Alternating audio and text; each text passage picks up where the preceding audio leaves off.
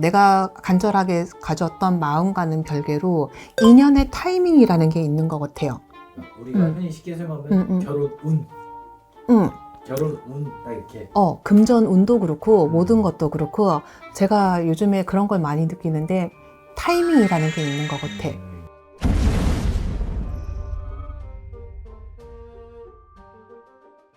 선생님 그러면 그 동거도 결혼도 보세요? 네. 아, 결혼운이 들어왔을 때 검상에서도 이렇게. 네네네. 결혼운이 들어왔을 때 아닌데 같이 있는 건데 뭐 이렇게 얘기가 나올 때가 있어요. 네. 보면 동거더라고요. 저는 동거도 결혼이라고 생각을 해요. 네, 더 큰 범위에서 다른 문제들이 더 있기 때문에 네, 동거도 그렇다고 생각은 하는데 그 결혼이 선택인 거냐 운명인 거냐. 네. 저는 어릴 때까지는 내가 선택해서 만들어지는 결과라고 생각을 했어요.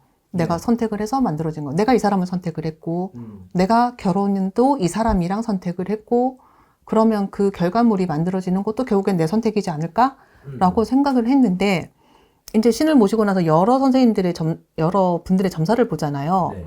그러면 그런 생각을 해본 적이 있어요. 내가 정말 이 사람을 너무 좋아하고 간절히 원하고 이 사람하고 너무 같이 살고 싶고, 네. 그게 뭐 몇 명이 될지는 모르겠지만 사람이 평생 한 사람만 보는 건 아니잖아요. 지나가면서 그런 생각이 들 수 있는 사람들이 들어오면 내가 그 사람하고 결혼을 만약에 했다면 첫사랑이라는 말이 없지 않을까? 아, 추상적 의미 첫사랑. 그냥 우리 흔히 뭐 첫사랑 뭐 이렇게 얘기하잖아요. 내가 이 사람을 너무 좋아했고 정말 좋아했겠죠. 좋아했고 너무 간절히 원했고 이 사람하고 같이 살아보고 싶고 뭐 성격이 맞고 안 맞고 이런 문제가 아니라 그냥 이 사람하고 같이 살아보고 싶고 이런 생각을 했었을 때 그때의 그 선택이면은 당연히 결혼으로 간다고 생각을 하는데 그러면 첫사랑이 없지 않을까요? 분명히 그렇게 좋아했던 시절이 있었을 거고 그래서 아까 인연합의나 이별 이런 얘기를 했었던 거고 그런 거면 내가 간절하게 가졌던 마음과는 별개로 인연의 타이밍이라는 게 있는 것 같아요. 그러니까 우리가 흔히 쉽게 설명하면 결혼 운. 결혼 운, 딱 이렇게. 금전 운도 그렇고 모든 것도 그렇고 제가 요즘에 그런 걸 많이 느끼는데 타이밍이라는 게 있는 것 같아. 인연도 타이밍이 있고요. 이 사람하고 어떻게 지낼 수 있는지도 타이밍이 있는 거고 그리고 사람과 사람이 만났으니까 안 싸울 수는 없는 거잖아요. 이 오해를 풀 수 있는 것도 타이밍이고 그 타이밍이 잘 맞아야 되는데 이게 사실은 사주를 받았을 때에 이 사람의 기룡화복과 나의 기룡화복이 같이 궁합으로 들어와 있을 때 이게 어긋나 버리면 마음과는 다르게 이 사람을 만날 수는 없더라는 거죠.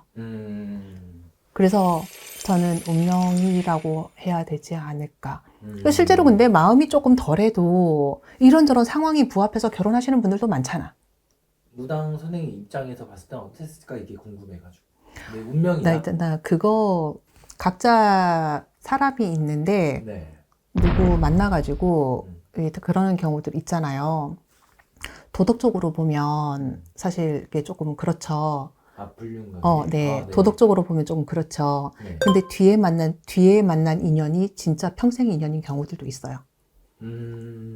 물론 불장난이나 이렇게 유흥 쾌락 이런 의미도 있기는 하지만 뒤에 만났는데 이 사람이 정말 평생의 인연인 경우들도 있고 계속 인연이 없었는데 늙음하게 노년기에 들어왔는데 어떻게 만났는데 그 사람이 정말 내 평생의 인연인 것도 있고 그래서 저는 결혼은 운명인 것 같아요. 노력해서 안 되는 게 있더라고. 결혼 열심히 노력하려고 해도 안 되시는 분들은 안 되고 하긴 팔자에 배우자가 없는 분들도 있고 진짜 배우자가 없으면 다행인 건데 정말 지나가는 인연이 개미새끼 한 마리도 없는 분들도 있어요. 팔자에. 그러면 누구 하나도 못 사귀고 모태솔로로 가시는 분들도 있고 그래서 저는 네, 운명의 큰 틀 속에서 그런 부분은 작용하지 않나.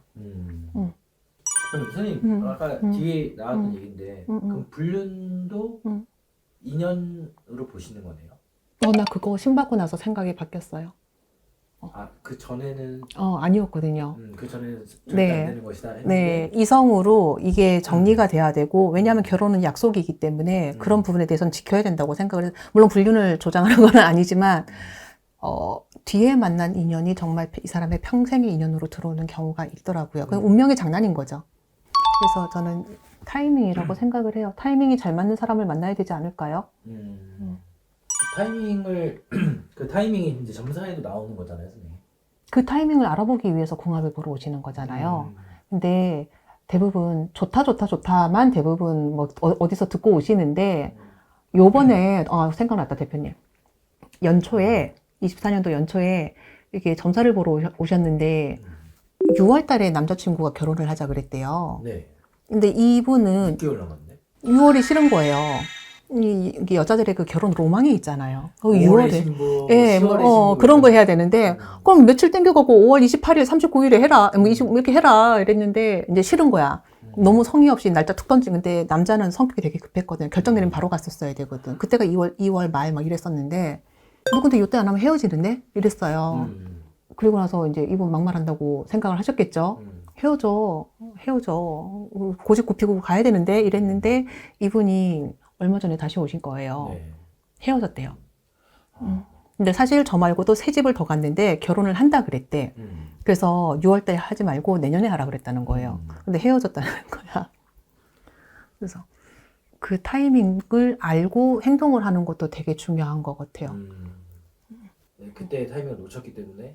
근데 뭐 그런 얘기 있다? 이별수가 있어서 아니면 너는 결혼을 늦게 해야 돼서 뭐 이렇게 하시는 분들이 있는데 사람과 사람이 만났을 때, 천생연분, 천생배필은 정말 잘 없어요.